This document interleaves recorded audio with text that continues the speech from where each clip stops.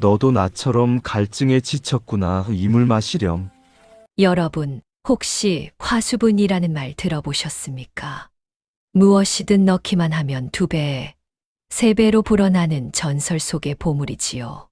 쌀을 넣으면 쌀이 쏟아지고, 돈을 넣으면 돈이 끝없이 쏟아져 나온다는 그 신비로운 그릇 말입니다. 옛날, 아주 먼 옛날, 호랑이가 담배 피우던 시절에 이 화수분을 손에 넣은 사람이 있었다고 해요.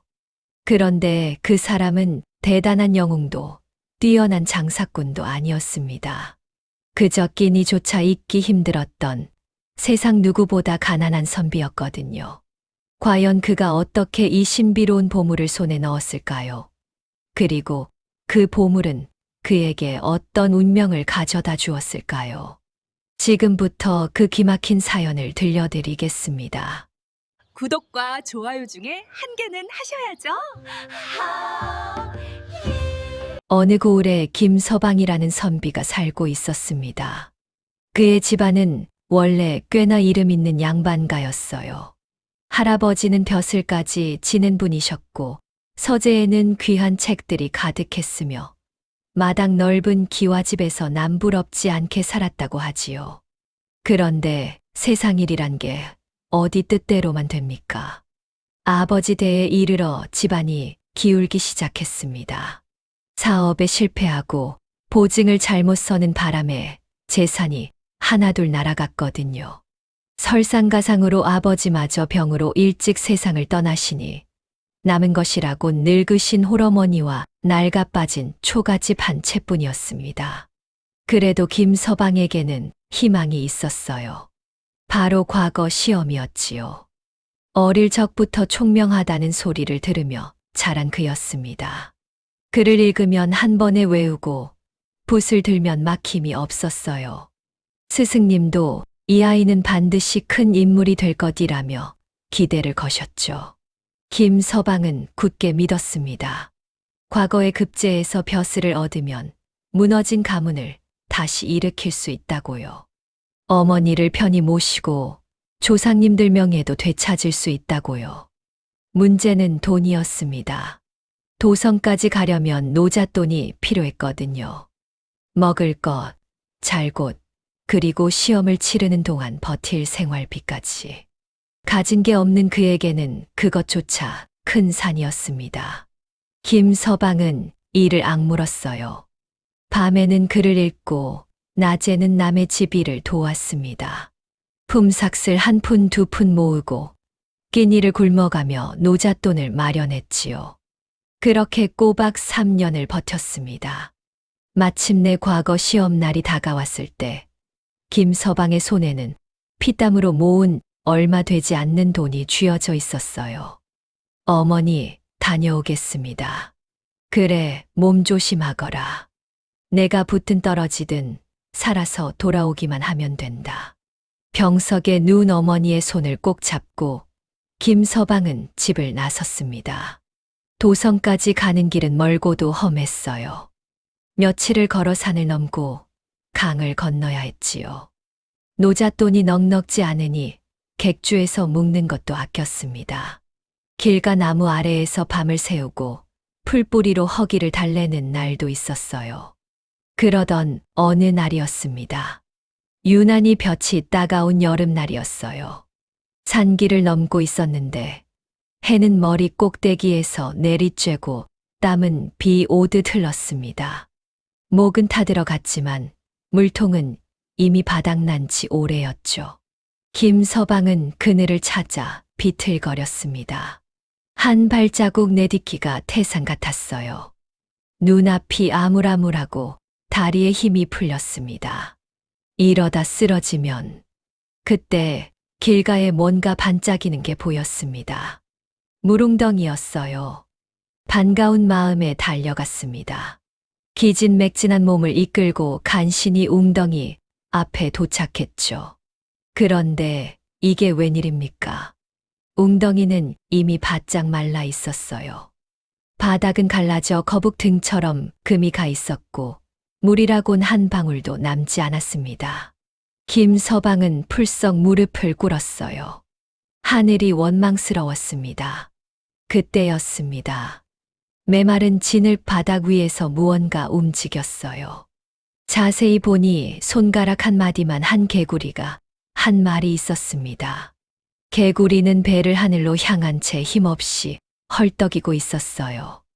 움직이려 해도 움직일 수가 없는 모양이었습니다. 온몸이 바싹 말라 있었고 숨을 몰아쉬는 작은 배가 불쌍하게 오르락내리락 했지요. 보통 사람이라면 그냥 지나쳤을 겁니다. 그까짓 개구리 하나 어쩌겠어. 나도 죽을 지경인데. 그렇게 생각하는 게 당연했을 거예요. 하지만 김서방은 그럴 수 없었습니다. 쯧쯧. 너도 나처럼 갈증에 지쳤구나. 그는 허리춤을 더듬었습니다. 물통 안에 마지막 남은 물이 있었어요. 진짜 마지막 한 모금. 이걸 마시면 조금이라도 버틸 수 있을 물이었죠. 김서방은 잠시 망설였습니다. 자신도 언제 다음 물을 구할 수 있을지 알 수 없었으니까요. 이 산길에서 쓰러지면 아무도 찾아주지 않을 것입니다. 그러면 어머니는요?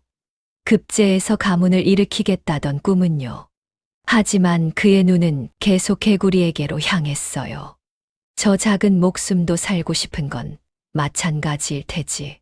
김서방은 마음을 정했습니다. 에이, 모르겠다. 그는 물통을 기울여 마지막 물을 조심스럽게 개구리 위에 쏟았습니다. 맑은 물이 메마른 개구리의 몸을 적셨어요. 그 순간 믿을 수 없는 일이 벌어졌습니다. 개구리의 몸이 눈부시게 빛나기 시작한 겁니다. 황금빛이었어요. 마치 작은 해가 떠오른 것처럼 찬란한 빛이 개구리의 온몸을 감쌌습니다. 김서방은 눈이 부셔서 손으로 얼굴을 가렸지요. 빛이 사그라들자 개구리가 벌떡 일어났어요. 그리고는 김서방을 빤히 쳐다보았습니다. 까만 눈동자가 마치 무언가를 말하는 것 같았어요. 고맙다고 하는 건가? 김서방이 어리둥절해하는 사이 개구리는 몸을 돌려 숲속으로 유유히 사라져 버렸습니다. 김서방은 한참을 멍하니 서 있었어요. 지금 무슨 일이 벌어진 걸까요? 더위에 지쳐 헛것을 본 걸까요? 하지만 분명 그 황금빛은 너무나 선명했습니다. 참으로 기묘한 일도 다 있구나. 김서방은 고개를 저으며 중얼거렸습니다. 미물 하나 살린 셈이지. 그는 빈 물통을 허리에 다시 차고 길을 재촉했어요. 도성으로 향하는 발걸음은 여전히 무거웠지만 이상하게도 마음 한구석은 가벼워진 기분이었습니다. 물론 그는 몰랐지요. 방금 자신이 뿌린 작은 선행의 씨앗이 어떤 열매로 돌아올지 말입니다. 김서방은 며칠을 더 걸어 마침내 도성에 도착했습니다. 태어나서 처음 보는 광경이었어요. 높다란 성벽 끝없이 늘어선 기와 집들, 거리를 가득 메운 사람들. 시골 고을에서 나고 자란 그에게는 모든 것이 낯설고 압도적이었지요. 하지만 감탄할 여유는 없었습니다. 주머니 사정은 이미 바닥이었거든요.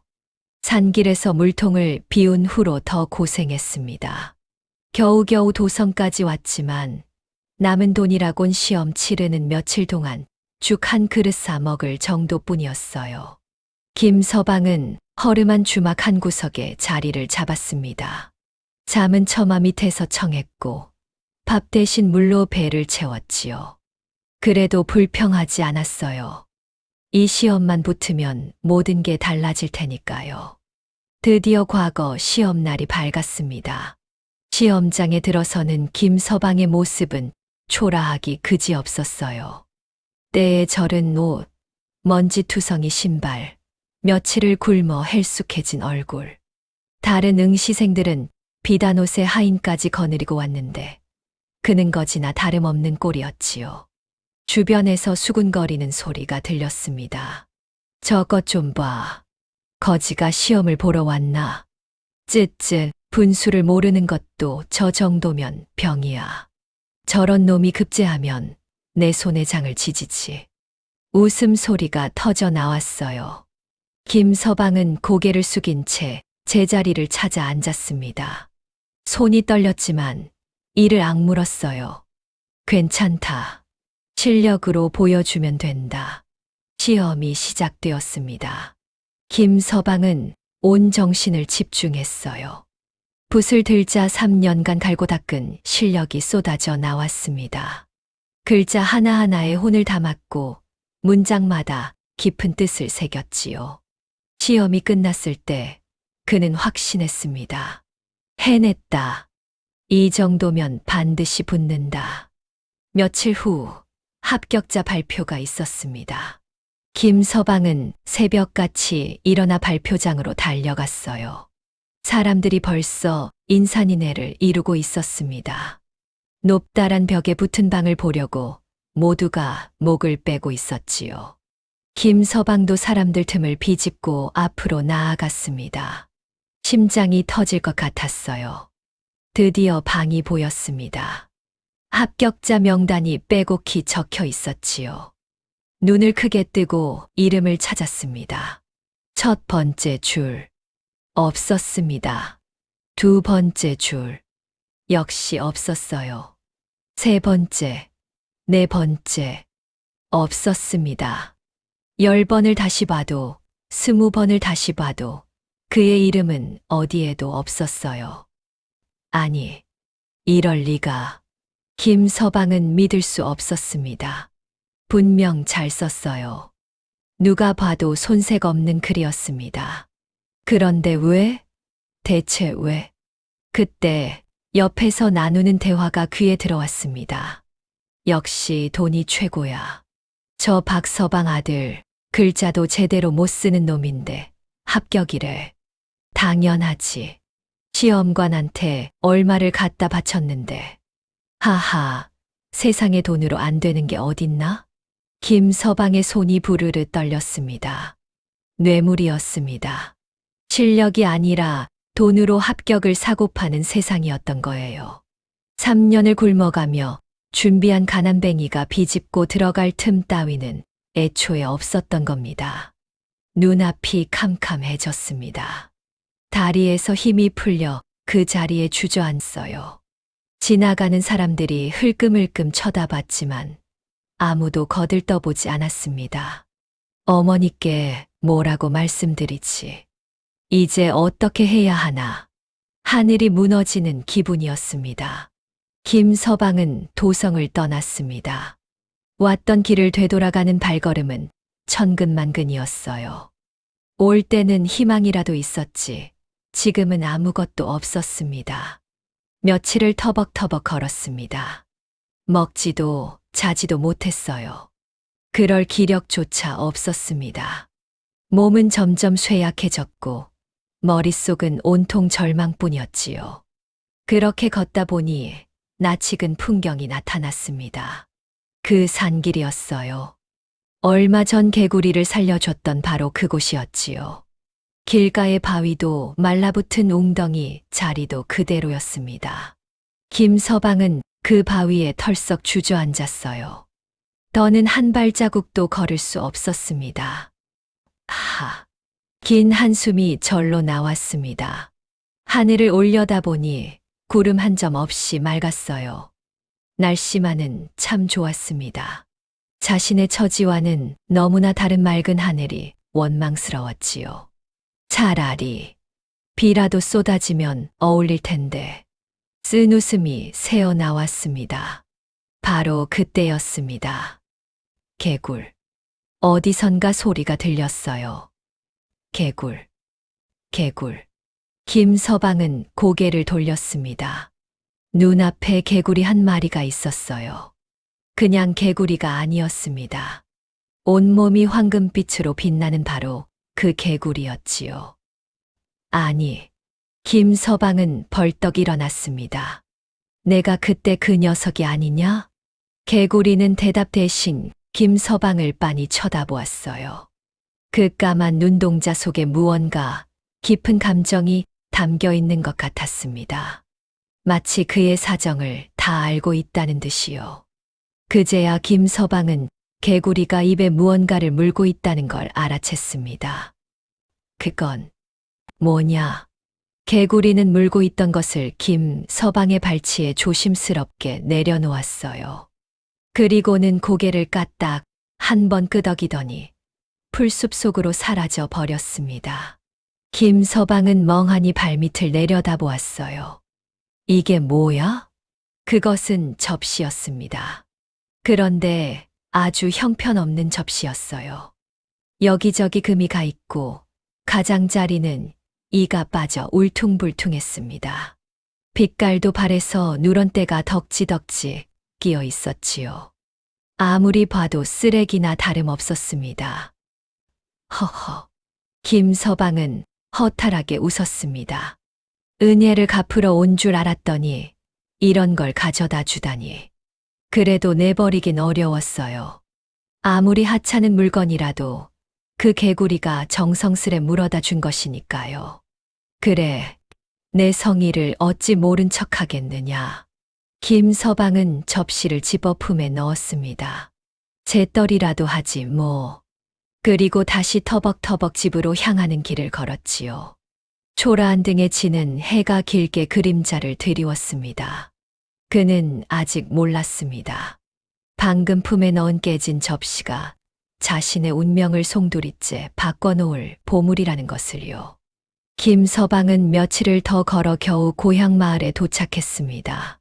집에 들어서자 어머니가 기다리고 계셨어요. 얘야, 왔느냐? 병석에 누운 채로 힘겹게 고개를 드는 어머니. 얼굴은 더 수척해지셨고 손은 앙상하게 말라 있었습니다. 김서방은 차마 낙방 소식을 전할 수가 없었어요. 예, 어머니. 다녀왔습니다.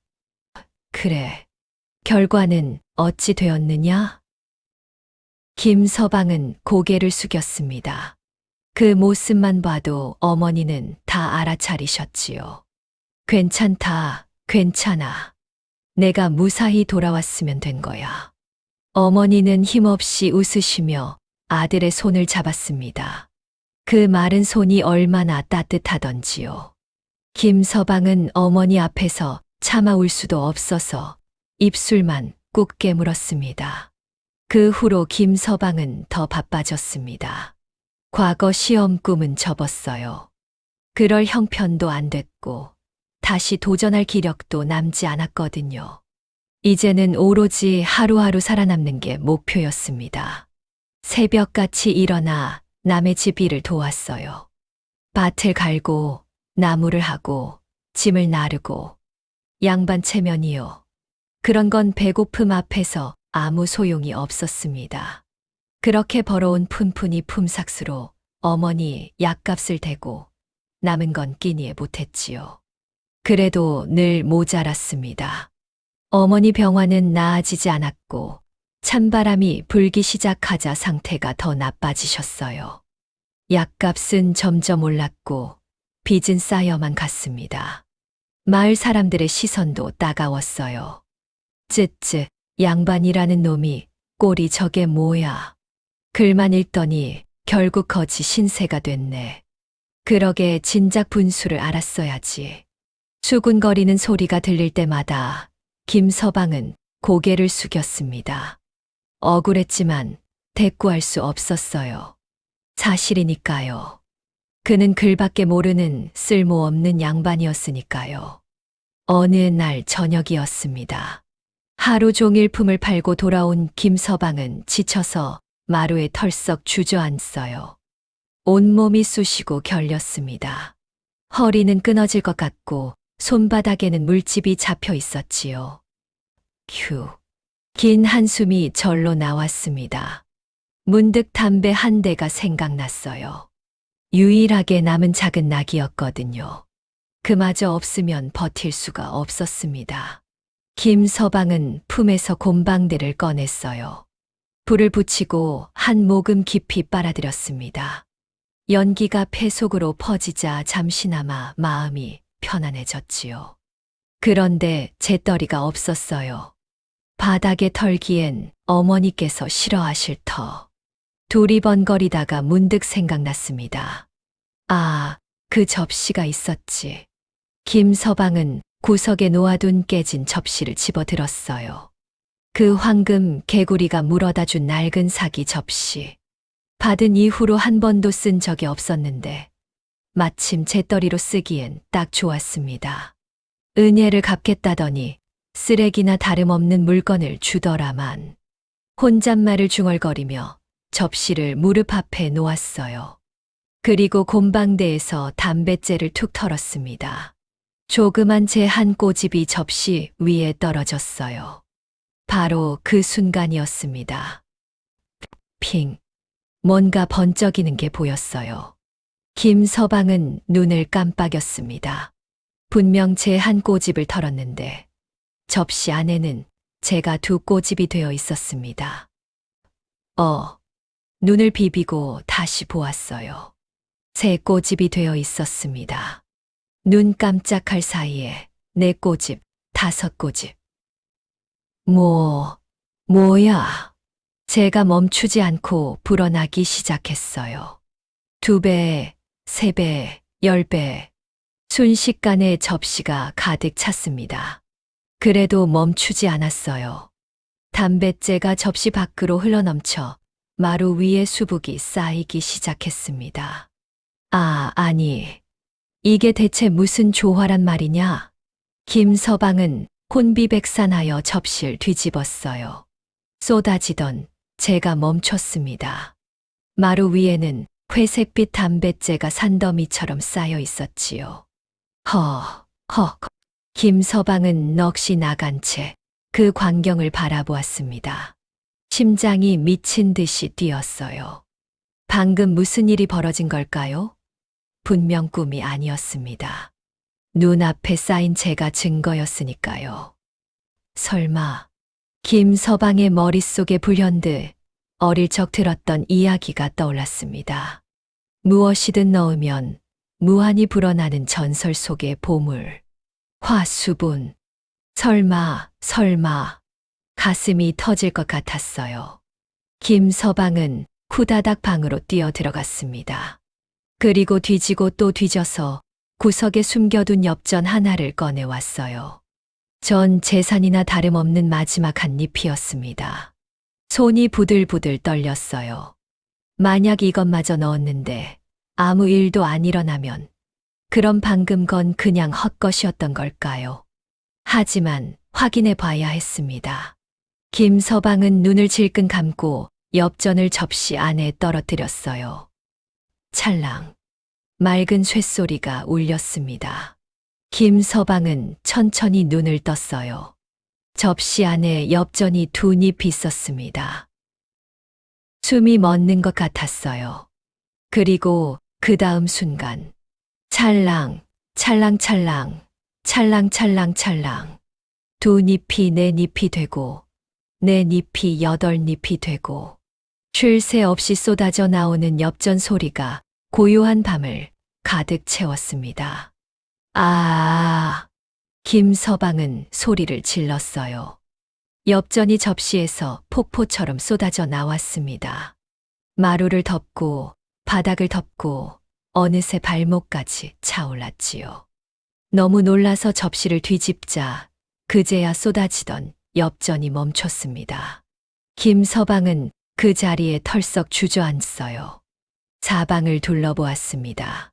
달빛 아래 반짝이는 엽전이 온 마루를 가득 메우고 있었어요. 평생 만져본 적 없는 어마어마한 돈이었습니다.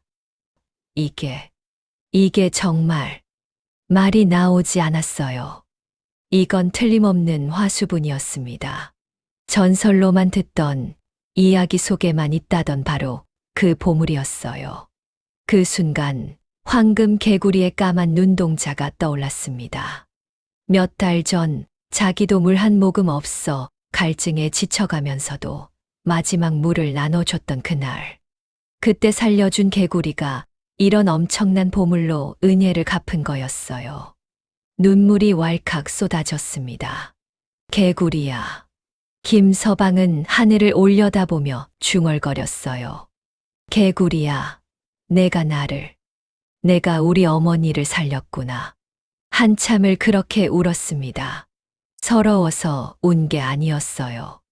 너무 감사해서, 너무 기뻐서, 그 모든 감정이 한꺼번에 밀려와서 눈물이 멈추지 않았던 거지요. 그렇게 평생 잊지 못할 밤이 지나갔습니다.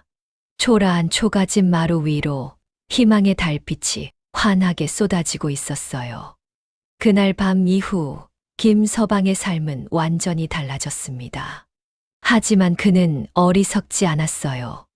갑자기 펑펑 돈을 쓰면 어떻게 되겠습니까? 어제까지 거지나 다름없던 놈이 하루아침에 부자가 됐다. 온 마을이 발칵 뒤집힐 게 뻔했지요.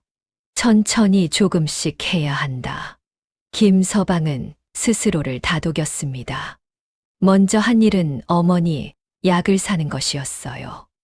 마을에서 가장 좋은 약재를 구해왔습니다. 약값을 치르면서도 일부러 수수한 옷차림을 유지했지요. 품삯을 아껴 모았습니다. 약방 주인에게는 그렇게 둘러댔어요. 다음은 끼니였습니다. 굶는 날 없이 밥상을 차렸어요. 어머니께 고기 반찬도 올리고 따뜻한 국도 끓였지요. 오랜만에 배불리 드시는 어머니의 모습을 보니 가슴이 뭉클했습니다. 얘야, 어디서 이런 귀한 것을. 걱정 마세요, 어머니. 요즘 품삯이 좀 올랐습니다. 거짓말이었지만 어머니를 안심시켜 드리고 싶었어요.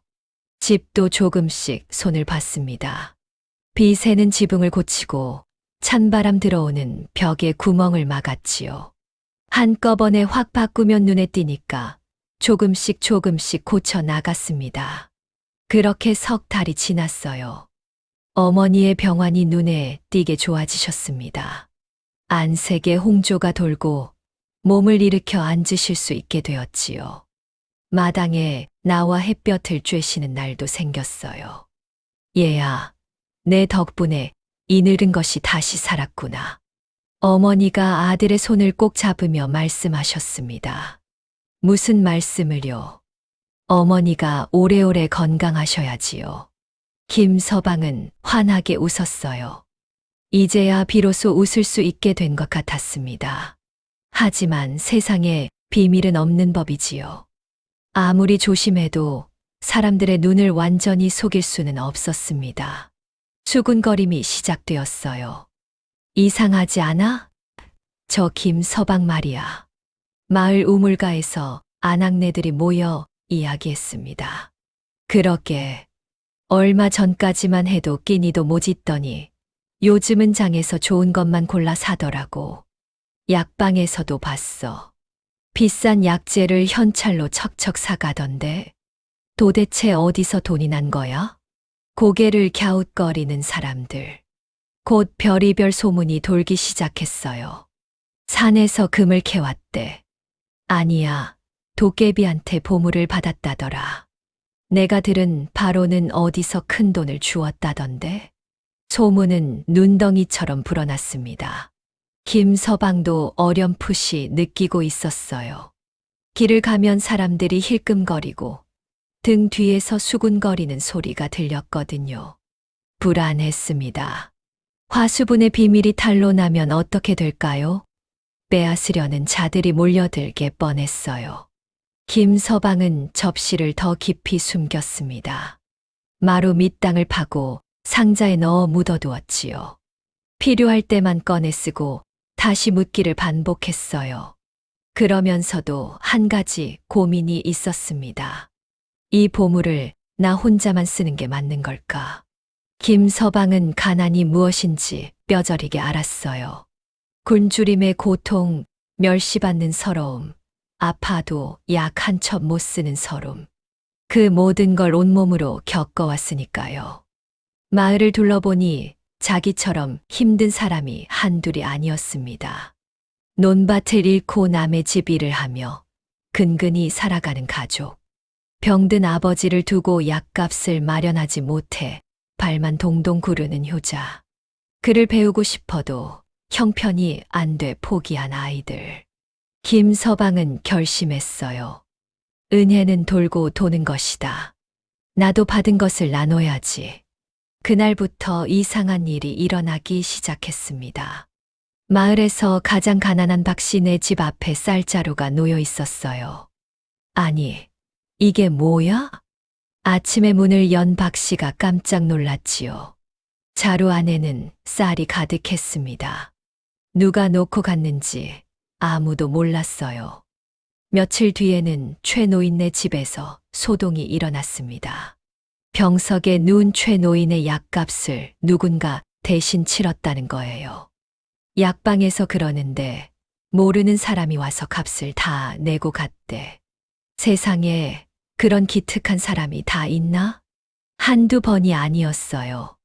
장에 가지 못하는 홀어머니, 집에 반찬거리가 놓여 있고 서당에 다니지 못하는 아이에게 책과 붓이 전해졌습니다. 지붕이 무너져 고생하던 집에는 기와가 배달되었지요. 마을 사람들은 수군거렸어요. 도대체 누가 이러는 거야? 귀신이 고칼 노르시네.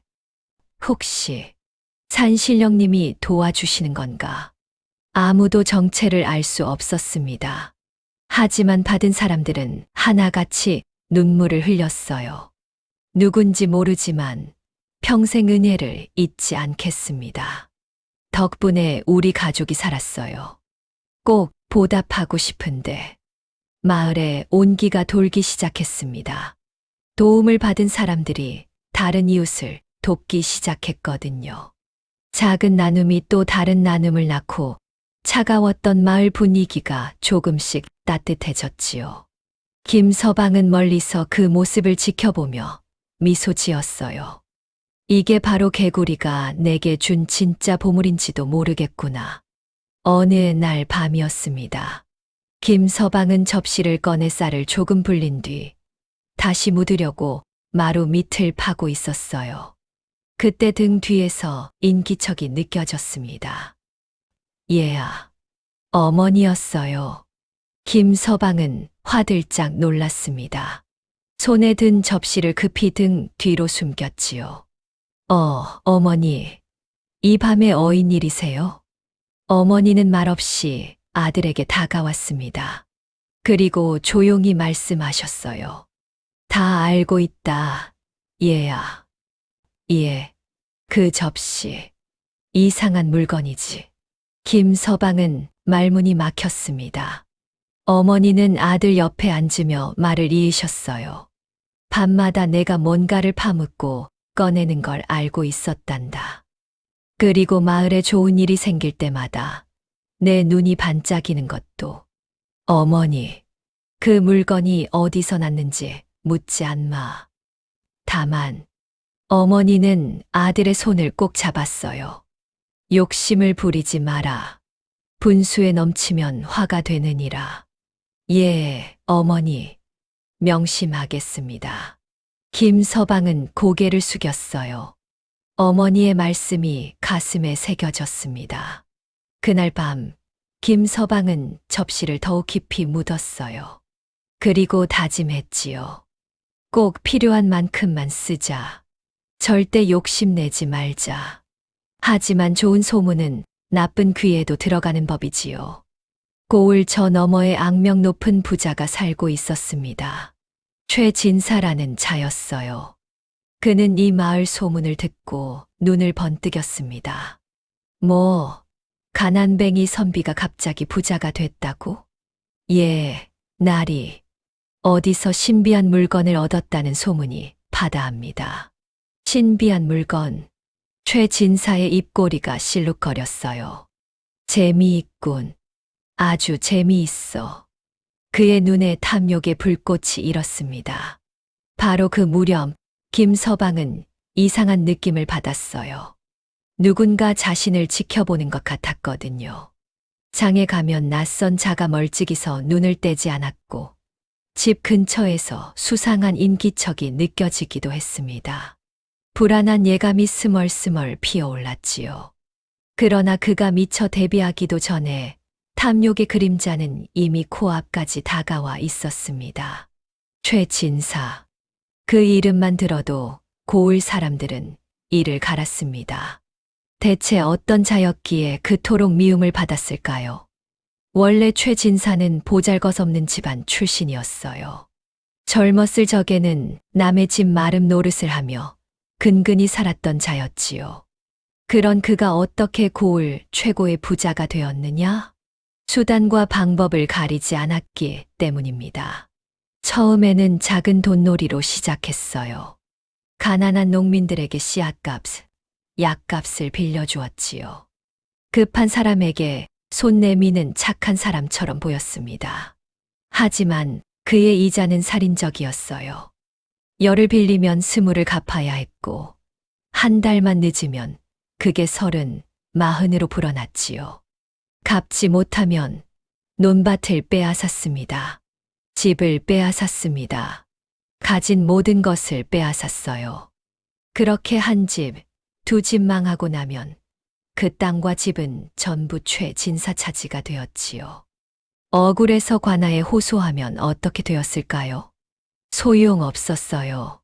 최진사는 관아의 관리들에게도 매물을 바쳐 손을 잡고 있었거든요. 오히려 고소한 사람이 없는 빚을 만들어 양반을 모함한 죄로 곤장을 맞기 일쑤였습니다. 마을 사람들은 이를 갈면서도 입을 다물었어요. 저 영감은 사람 가죽을 쓴 짐승이야. 건드리면 어떻게든 보복당해. 가만히 있는 게 상책이라고. 그렇게 몇십 년 최진사는 남의 피를 빨아 배를 불렸습니다. 이제 고을에서 그보다 부유한 자는 없었어요. 기와 집은 100칸이 넘었고 창고에는 곡식이 산더미처럼 쌓여 있었지요. 하인만 수십 명이었고 논밭은 눈이 닿는 곳까지 죄다 그의 것이었습니다. 그런데도 그는 만족하지 못했어요. 더. 가져도 끝이 없었습니다. 바로 이런 자가 김서방의 소문을 들은 거예요. 넣는 것마다 무한히 불어나는 그릇이라고? 최진사는 처음에 코웃음을 쳤습니다. 허튼 소리 말거라. 그런 게 세상에 어딨어. 하오나 날이 직접 확인해 보았사옵니다. 밀정으로 보낸 하인이 고개를 조아리며 말했어요. 분명 거지나 다름없던 놈인데 요즘은 장에서 좋은 것만 골라 삽니다. 어머니 약값도 비싼 걸로 치르고 집도 고치고 있더이다. 그래서 품삯 모은 거 아니냐? 그게 일을 하지 않습니다. 최진사의 눈이 번뜩였어요. 뭐라고? 예. 예전처럼 품팔이를 다니지 않습니다. 그런데도 돈이 끊이지 않는 것 같더이다. 최진사는 턱을 쓰다듬었습니다. 일을 안 하는데 돈이 생긴다. 그건 분명 뭔가 있다는 뜻이었어요. 그 놈 집을 더 살펴라. 밤마다 뭘 하는지, 뭘 숨기는지 낱낱이 파악해와. 알겠사옵니다. 날이. 며칠 뒤 하인이 다시 왔습니다. 날이 알아냈사옵니다. 말해봐. 그놈이 밤마다 마루 밑에서 뭔가를 꺼내고 묻더이다. 조심스럽게 싸서 안고 다니는 것이 아마도 접시처럼 보였습니다. 접시. 예. 그리고 그걸 꺼낸 다음 날이면 어김없이 장에 나가 물건을 사더이다. 최진사의 입꼬리가 실룩 올라갔어요. 접시를 꺼내면 돈이 생긴다. 이거 정말일지도 모르겠군. 탐욕의 불꽃이 활활 타올랐습니다. 좋아. 그놈을 데려와라. 며칠 뒤 김서방은 느닷없이 불려갔습니다. 최진사 저택에서 사람이 왔거든요. 최진사 어르신께서 뵙고 싶어 하십니다. 김서방은 가슴이 철렁했어요. 최진사의 악명은 익히 들어 알고 있었거든요. 그자에게 불려간다는 건 좋은 일이 아니었습니다. 하지만 거절할 수도 없었어요. 권력 있는 자가 부르는데 안 가면 어떻게 되겠습니까? 핑계를 대봤자 더 나쁜 일이 생길 게 뻔했지요. 알겠습니다. 가지요. 김서방은 무거운 발걸음으로 최진사의 저택을 찾아갔습니다. 대문을 들어서는 순간 그는 입이 떡 벌어졌어요. 집이 아니라 궁궐이었습니다. 끝없이 이어지는 행랑채, 번쩍번쩍한 기와지붕, 사방에 늘어선 하인들. 한 사람의 재산이라기엔 너무나 어마어마했지요. 이 많은 것이 죄다 남의 피와 눈물로 쌓은 것이구나. 씁쓸한 마음이 들었어요. 안으로 들어서자 최진사가 기다리고 있었습니다. 비단 옷에 금태 안경, 살찐 배에 늘어진 턱. 기름기가 자르르 흐르는 얼굴이 뱀 같았어요. 어서 오게, 김서방. 최진사가 싱긋 웃었습니다. 자네 소문이 자자하더군. 덕망 있고 마음씨 착한 선비라고. 과찬이십니다, 어르신. 김서방은 고개를 숙였지만 등골이 서늘했어요. 칭찬치고는 눈빛이 너무 차갑다. 앉게, 앉아. 차라도 한잔 하세. 최진사가 손짓하자 하인이 다과상을 들고 왔습니다. 김서방은 자리에 앉았지만 손은 무릎 위에 꼭 모은 채였어요. 그래, 요즘 살림이 좀 나아졌다던데? 예, 그저 어머니 약값 정도 되고 있습니다. 허허, 겸손하기도 하지. 최진사가 찻잔을 만지작거렸어요. 소문에 듣자 하니 자네가 신비한 물건을 가지고 있다더군. 심장이 쿵 내려앉았습니다. 무슨 말씀이신지. 숨길 것 없네. 최진사의 눈이 날카롭게 빛났어요. 넣는 것마다 무한히 불어나는 그릇. 그거 가지고 있지? 김서방은 식은땀이 등을 타고 흘렀습니다. 허튼 소문입니다, 어르신. 그런 물건이 세상에 어디 있겠습니까? 거짓말하지 마. 최진사의 목소리가 싸늘해졌어요. 내가 사람을 보내 다 알아봤네. 자네가 밤마다 뭘 꺼내고 숨기는지도. 말문이 막혔습니다. 최진사가 몸을 앞으로 숙였어요. 자, 좋게 말할 때 내놓게. 그 물건을 나한테 파는 게 어떻겠나? 값은 후하게 쳐주지. 그것만은 안 됩니다. 김서방은 고개를 저었어요. 은인에게 받은 물건입니다. 파는 것은 도리가 아닙니다. 은인, 허허, 은인이 뭔 소용인가. 최진사가 비웃었어요. 은인이 배를 채워주나? 세상에서 제일 중요한 건 돈이야. 돈. 그래도 그것만은 못 팔겠다. 최진사의 얼굴에서 웃음기가 싹 사라졌습니다. 좋게 말할 때 넘기지. 나중에 후회해도 소용없어. 죄송합니다, 어르신. 팔 수 없습니다. 김서방은 이를 악물었어요. 최진사의 눈이 무섭게 가늘어졌습니다. 좋아. 자네가 그런 식으로 나오면 나도 방법이 있지. 그는 손을 들어 하인을 불렀어요. 이 사람 내보내라. 김서방은 저택을 나왔지만 가슴이 답답했습니다. 분명 저자가 가만히 있지 않을 거야. 불길한 예감이 스멀스멀 피어올랐지요. 그날 밤이었습니다. 한밤중에 김서방의 집에 인기척이 들렸어요. 컹컹컹. 대문을 두드리는 소리가 고요한 밤을 깼습니다. 뭐야?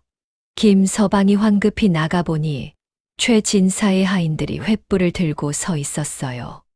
10명도 넘었습니다. 뭔 일이오? 나리의 분부다. 집을 수색한다. 무슨 권리로? 시끄러워. 하인 하나가 김서방을 밀쳤어요. 비틀거리는 그를 무시하고 하인들이 집 안으로 쏟아져 들어왔습니다. 아니, 이수가 방문을 박차고 들어가고 뒤줄을 뒤엎고 장롱을 헤집었어요. 서방님, 무슨 일이에요? 안방에서 어머니가 놀라 나오셨습니다. 어머니, 걱정 마세요. 안으로 들어가 계세요. 김서방은 어머니를 부축해 안방으로 모셨어요.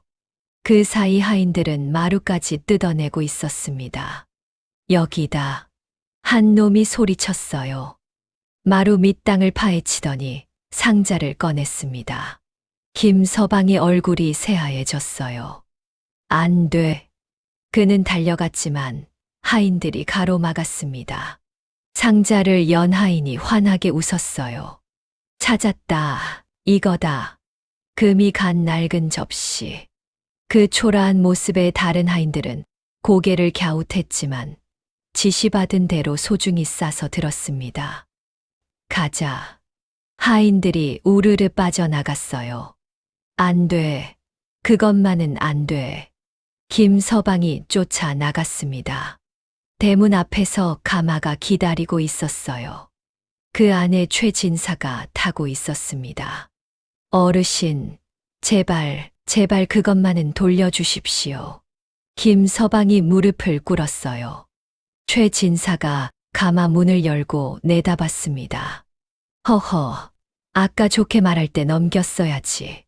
잘못했습니다. 무슨 값이든 치르겠습니다. 그러니 제발. 값은 무슨? 최진사가 비웃었어요. 빈털터리 양반이 무슨 수로 값을 친다고. 됐네. 이 물건은 내가 알아서 관리하겠네. 어르신. 가자. 가마가 움직이기 시작했습니다. 안 돼, 제발. 김서방이 가마를 쫓아갔어요. 하지만 하인들이 막아섰습니다. 그를 밀치고 밟고 지나갔지요. 클바닥에 나뒹군 김서방은 멀어지는 횃불 행렬을 바라볼 수밖에 없었습니다. 개구리야. 눈물이 흘렀어요. 미안하다. 내가 준 은혜를 지키지 못했다. 그날 밤 김서방은 한숨도 자지 못했습니다. 억울해서요. 분해서요. 하지만 힘없는 백성이 권력자를 어찌하겠습니까? 주먹을 쥐어도 할 수 있는 건 아무것도 없었어요. 그저 이를 갈며 밤을 새울 뿐이었습니다. 최진사는 접시를 손에 넣자마자 저택으로 달려갔습니다. 가마에서 내리기도 전에 소리쳤어요. 아무도 들어오지 마라. 절대로. 하인들을 다 물리치고 안채 깊숙한 방으로 들어갔지요. 문을 걸어 잠그고 창문까지 닫았습니다. 방 안에는 촛불 하나만 켜져 있었어요. 최진사는 떨리는 손으로 접시를 꺼냈습니다. 이게 그 화수분이란 말이지. 금이 가고 이가 빠진 초라한 접시. 아무리 봐도 쓰레기 같았어요. 에이, 설마. 이런 게 보물일 리가.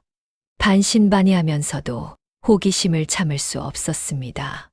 최진사는 품에서 엽전 한 잎을 꺼냈어요. 됐든 안 됐든 한번 해보지, 뭐. 그리고 접시 안에 톡 떨어뜨렸습니다. 찰랑. 맑은 쇳소리가 울렸어요. 그리고 다음 순간. 찰랑, 찰랑. 엽전이 두 잎이 되었습니다. 눈을 비볐어요. 네 잎이 되었습니다. 8잎, 16잎. 순식간에 접시가 가득 찼습니다. 엽전이 넘쳐흘러 바닥에 쏟아지기 시작했어요. 세상에.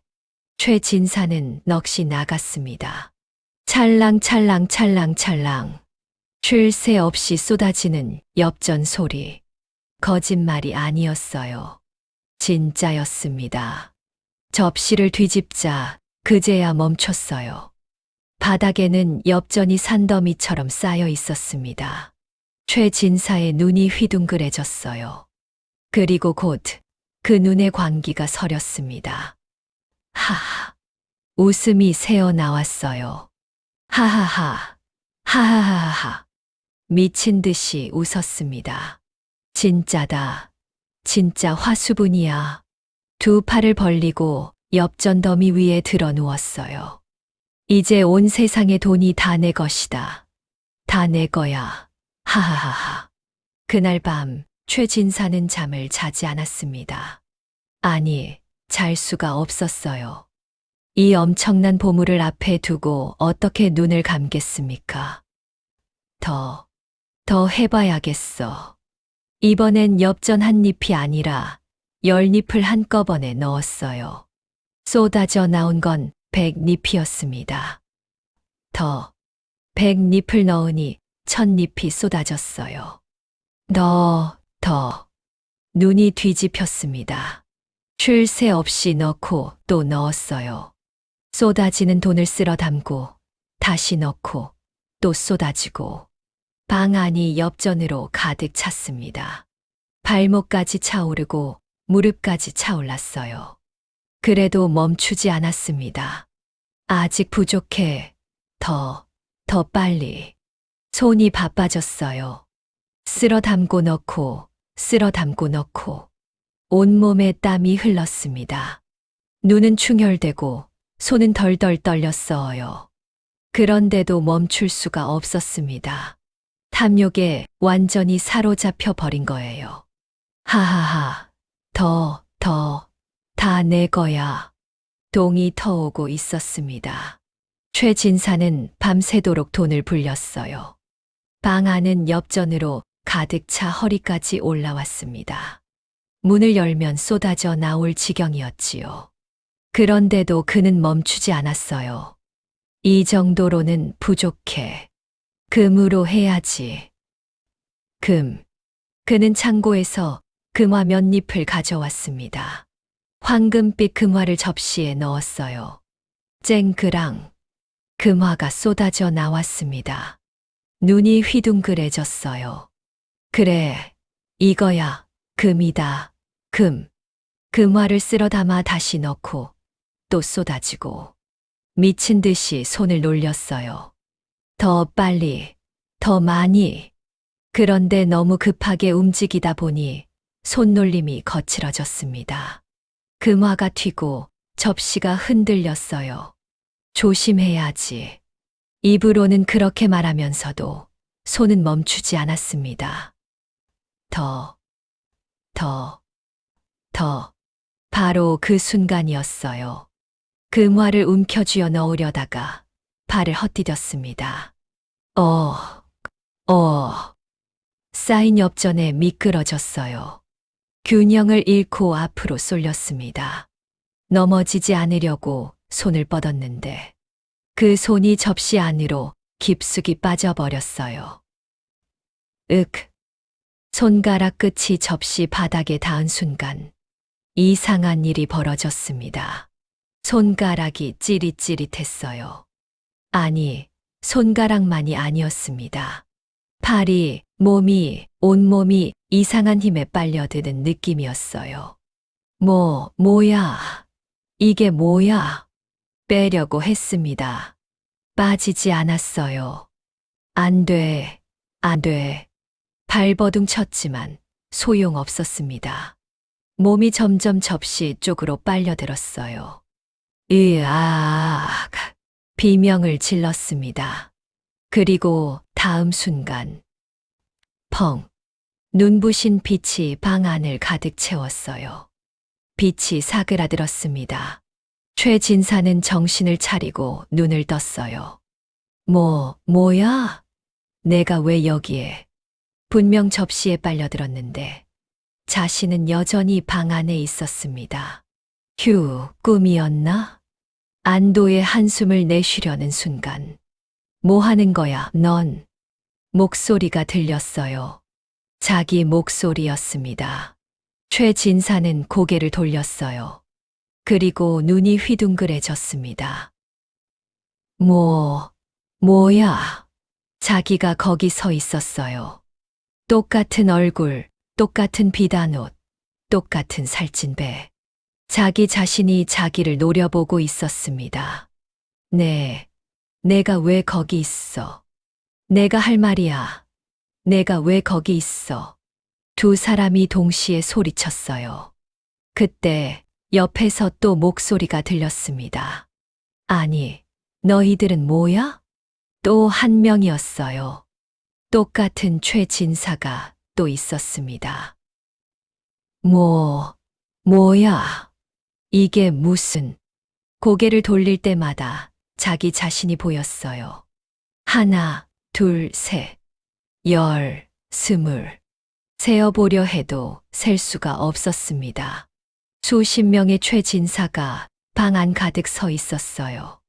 모두 똑같은 얼굴로 서로를 노려보고 있었지요.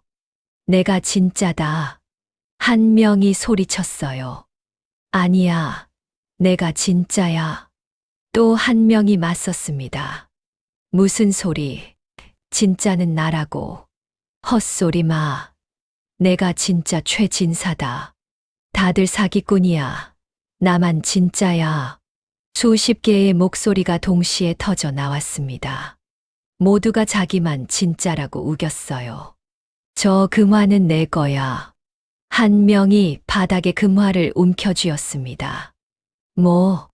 내 거라니. 그건 내 거야. 다른 한 명이 뺏으여 달려들었어요.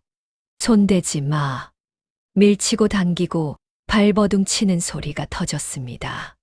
다 내 거라고. 아니, 내 거야. 수십 명이 한꺼번에 금화를 향해 뛰어들었어요. 엉키고 밀치고 뒤엉켰습니다. 아비규환이었어요.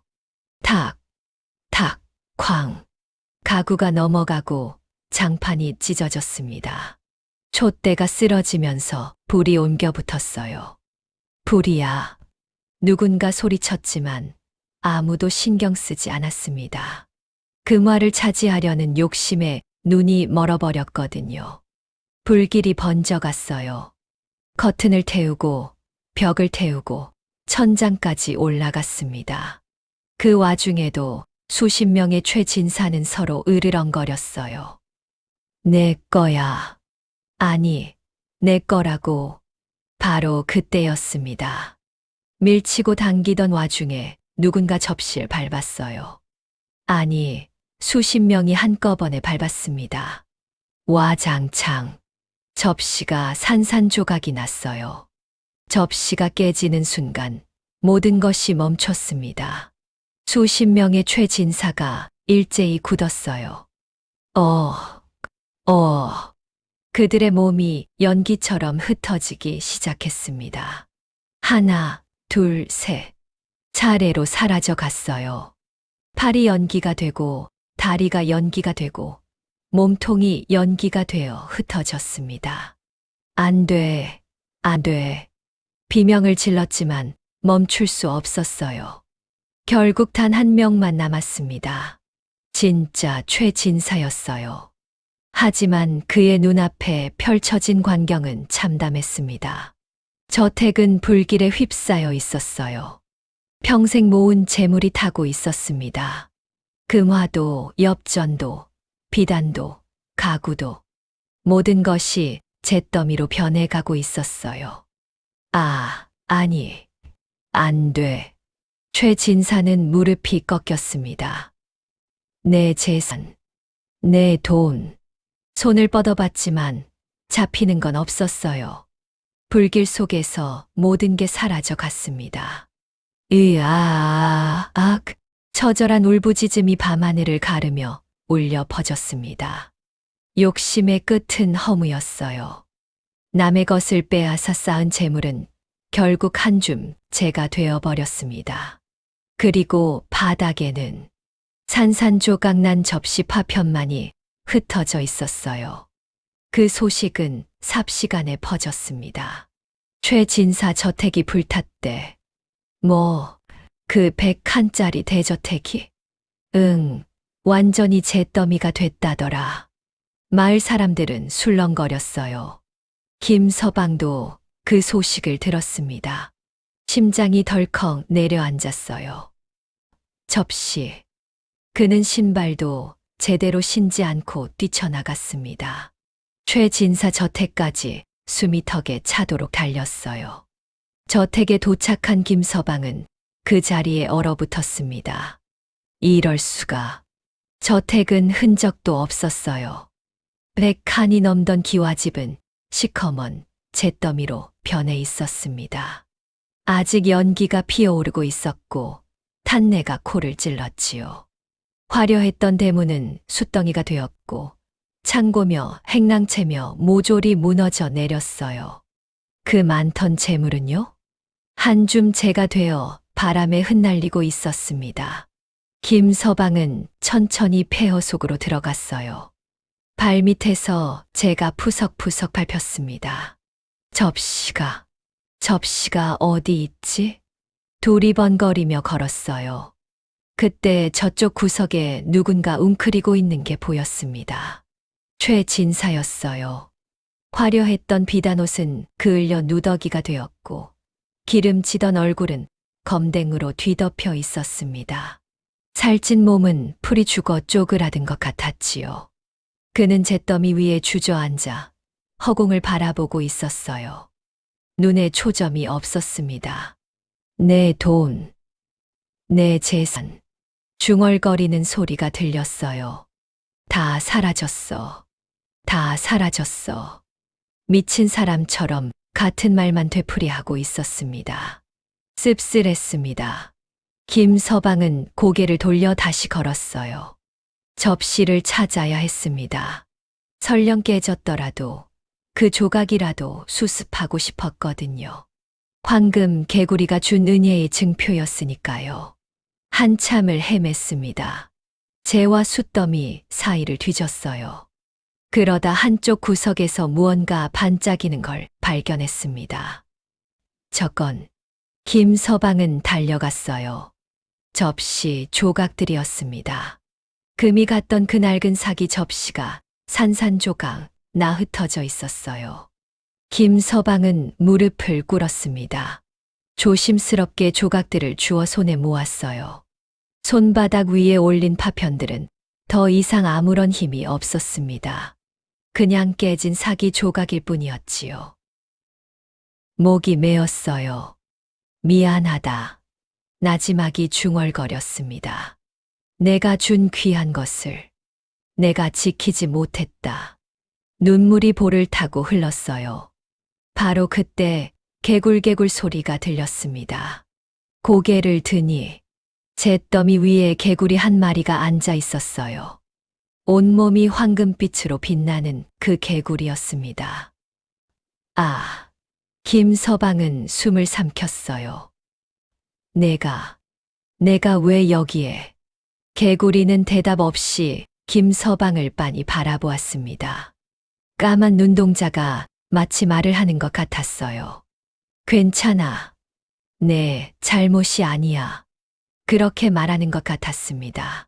김서방의 눈물이 더 흘렀어요. 고마웠어. 목이 메어 말이 제대로 나오지 않았습니다. 그때 내 목숨을 구해준 게 아니야. 내가 날 구해준 거야. 목마를 때 물 한 모금. 그걸로 이렇게 갚아주다니. 은혜를 갚는 건 내가 아니라 내가 해야 할 일이었는데. 개구리가 고개를 까딱였어요. 마치 그런 말 말라고 하는 것처럼요. 그리고 천천히 몸을 돌렸습니다. 가는 거야? 김서방이 물었어요. 개구리가 멈췄습니다. 다시 고개를 돌려 김서방을 바라봤어요. 까만 눈동자가 마지막으로 반짝였습니다. 그리고 고개를 한번 끄덕였지요. 잘 살아. 그렇게 말하는 것 같았어요. 개구리는 폴짝폴짝 뛰어 잿더미를 벗어났습니다. 숲 쪽으로 향했어요. 황금빛이 점점 멀어졌습니다. 숲속으로 사라질 때까지 김서방은 자리를 뜨지 못했어요. 개구리가 완전히 사라지자 그는 깊이 허리를 숙였습니다. 고맙다. 정말 고마웠다. 집으로 돌아온 김서방은 이상한 것을 발견했습니다. 예전에 화수분으로 불려두었던 재물들이 그대로였어요. 쌀은 쌀대로, 돈은 돈대로 고스란히 남아 있었습니다. 이게 어떻게? 분명 접시는 깨졌는데 왜 재물은 사라지지 않았을까요?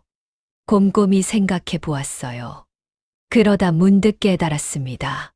최진사는 욕심을 부렸지요. 더. 끝없이 쌓아 올리려 했어요. 그래서 전부 사라졌습니다. 하지만 자신은 달랐어요. 필요한 만큼만 썼고 나머지는 어려운 이웃과 나눴지요. 욕심내지 않고 나눈 것은 사라지지 않았던 겁니다. 그래, 그게 진짜 보물이었구나. 화수분이 진짜 보물이 아니었어요. 욕심 없는 마음, 나누는 기쁨. 그게 진짜 보물이었던 거예요. 얘야, 어머니가 부르셨어요. 예, 어머니. 얼굴이 많이 풀렸구나. 무슨 좋은 일 있었니? 김서방은 빙그레 웃었습니다. 예, 오래된 친구와 작별 인사를 했습니다. 친구, 누구? 언젠가 말씀드릴게요. 긴 이야기니까. 세월이 흘렀습니다. 김서방은 남은 재물로 더욱 선행을 베풀었어요. 굶주린 집에 쌀을 보내고 아픈 사람에게 약값을 대주었습니다. 배울 기회 없는 아이들을 모아 글을 가르치기도 했지요. 어머니의 병환도 완전히 나으셨어요. 건강을 되찾으신 어머니는 아들 곁에서 오래오래 행복하게 사셨습니다. 마을 사람들은 김서방을 존경했어요. 저분처럼 덕이 있는 분이 또 어디 있겠나. 우리 마을의 자랑이시지. 은혜 갚을 길이 없어서 그렇지. 평생 못 잊을 분이야. 김서방은 고을에서 가장 존경받는 사람이 되었습니다. 최진사요? 그날 이후 완전히 빈털터리가 되었어요. 평생 남의 것을 빼앗아 쌓은 재물이 하룻밤 사이에 전부 사라졌지요. 그에게 밟혔던 사람들은 아무도 도와주지 않았습니다. 결국 그는 구걸하며 떠돌다가 다시는 소식이 들리지 않았다고 해요. 옛말에 이르기를 짐승도 은혜를 아는데 하물며 사람이야 어떠하랴 했습니다. 받은 은혜를 갚고 가진 것을 나누며 살라. 욕심은 끝내 자신을 삼키지만 나눔은 영원히 남는다. 이것이 황금 개구리가 남긴 가르침이 아닐까 생각합니다. 오늘 이야기도 끝까지 들어주셔서 고맙습니다. 전해지는 야담을 바탕으로 제가 직접 대본을 쓰고 영상도 하나하나 만들었거든요. 오직 이 채널에서만 볼 수 있는 오리지널 콘텐츠니까요. 다음에도 더 기막힌 사연으로 찾아뵐게요.